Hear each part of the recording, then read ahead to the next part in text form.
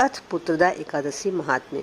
धर्मराज युधिष्ठिर बोले कि हे भगवान, अब आप मुझे श्रावण माह के शुक्ल पक्ष की एकादशी की कथा सुनाइए।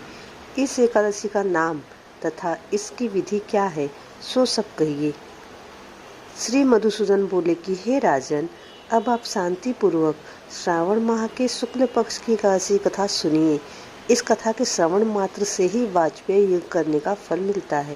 द्वापर युग के प्रारंभ में महिष्मती नाम की नगरी में महिजीत नाम का एक राजा पुत्रहीन था। वह सदैव चिंताग्रस्त रहता था। उसे वह राज्य दुखदायी प्रतीत होता था, क्योंकि पुत्र बिना इस लोक और परलोक दोनों में ही सुख नहीं है। राजा ने पुत्र की प्राप्ति के लिए बहुत यत्न किए, परंतु वह निष्फल हो गए। जब राजा वृद्ध होने लगा तो उसकी चिंता बढ़ने लगी।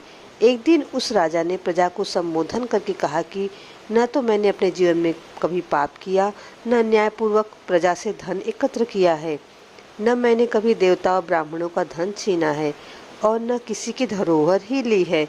मैंने प्रजा को सदैव पुत्र की तरह पाला है। मैंने अपराधियों को पुत्र और बांधुओं की तरह दंड दिया, किसी से राग द्वेष नहीं किया, सबको समान माना है। इस प्रकार धर्मयुक्त राज्य करने पर भी मैं इस समय महान दुख पा रहा हूँ। सो क्या कारण है, मेरी कुछ समझ में नहीं आ रहा है। राजा महिजीत की इस बात को विचारने के लिए मंत्रीगण आदि वन को गए। वहां वन में जाकर उन्होंने बड़े बड़े मुनियों के दर्शन किए। उस स्थान पर वयोवृद्ध और धर्म के ज्ञाता महर्षि लोमस के पास गए। उन सब ने जाकर महर्षि को यथायोग्य प्रणाम किया और उनके सम्मुख बैठ गए। उनसे विनय करने लगे कि हे देव, हमारे अहोभाग्य हैं कि हमें आपके दर्शन हुए। इस पर लोमस ऋषि बोले कि ब्राह्मणों, आप लोगों की विनय तथा आपके सद्व्यवहार से मैं अत्यंत प्रसन्न हूँ। अब आप मुझे अपने आने का कारण बतलाइए। मैं आपके कार्य को अपनी शक्ति के अनुसार अवश्य ही पूरा करूँगा, क्योंकि हमारा शरीर ही परोपकार के लिए बना है, इसमें किंचित मात्र भी संदेह नहीं है। लोमस ऋषि के ऐसे वचन सुनकर सब बोले कि हे महर्षि, आप हमारी समस्त बातों को जानने के लिए ब्रह्म से भी अधिक हैं। महिष्मती नाम की पुरी में एक महिजीत नाम का एक धर्मात्मा राजा है। वह प्रजा का पुत्र की तरह धर्मानुसार पालन करता है, परंतु फिर भी पुत्रहीन है। इससे वह अत्यंत दुखी रहता है।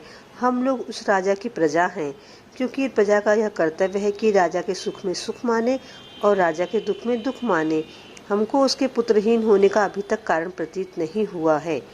अब जब से आपके दर्शन कर रहे हैं, हमको पूर्ण रूप से विश्वास हो गया है कि हमारा कष्ट अवश्य ही दूर हो जाएगा। अतः अब आप हमको राजा के पुत्र होने का उपाय बतलाइए। इस पर लोमस ऋषि ने एक क्षण के लिए अपने नेत्र बंद किए और राजा के पूर्व जन्मों का विचार करने लगे। विचार करके बोले कि हे ब्राह्मणों, यही राजा पिछले जन्म में अत्यंत निर्धन था तथा बुरे कर्म किया करता था। एक गांव से दूसरे गांव घूमा करता था। एक दिन ज्येष्ठ माह के शुक्ल पक्ष की द्वादशी के दिन, जो कि 2 दिन से भूखा था, दोपहर के समय एक जलाशय पर जल पीने के लिए गया। उसी समय की ब्याही हुई प्यासी गौ जल पी रही थी। राजा ने उसको प्यासी ही हटा दिया और स्वयं जल पीने लगा।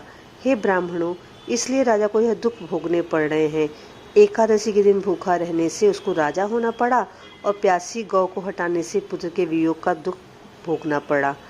इस पर सब लोग बोले कि हे महर्षि, शास्त्र में ऐसा लिखा है कि पुण्य से पाप नष्ट हो जाता है, इसलिए कृपा करके आप राजा के पूर्व जन्म के पाप नष्ट होने का उपाय बतलाइए, क्योंकि इस पाप के क्षय होने से पुत्र रत्न की उत्पत्ति होगी। इसलिए कृपा करके आप राजा के पूर्व जन्म के पाप नष्ट होने का उपाय बतलाइए, क्योंकि इस पाप के क्षय होने से पुत्र रत्न की उत्पत्ति होगी। ब्राह्मणों के ऐसे वचनों को सुनकर लोमस ऋषि बोले कि हे ब्राह्मणों, यदि श्रावण माह की शुक्ल पक्ष की पुत्रदा एकादशी को तुम सब लोग व्रत करो और रात्रि को जागरण करो और उस व्रत का फल राजा को प्रदान कर दो, तो तुम्हारे राजा को पुत्र रत्न अवश्य होगा। मंत्रियों सहित समस्त प्रजा महर्षि लोमस ऋषि के वाक्यों को सुनकर अत्यंत प्रसन्नतापूर्वक अपने नगर को वापस आ गई।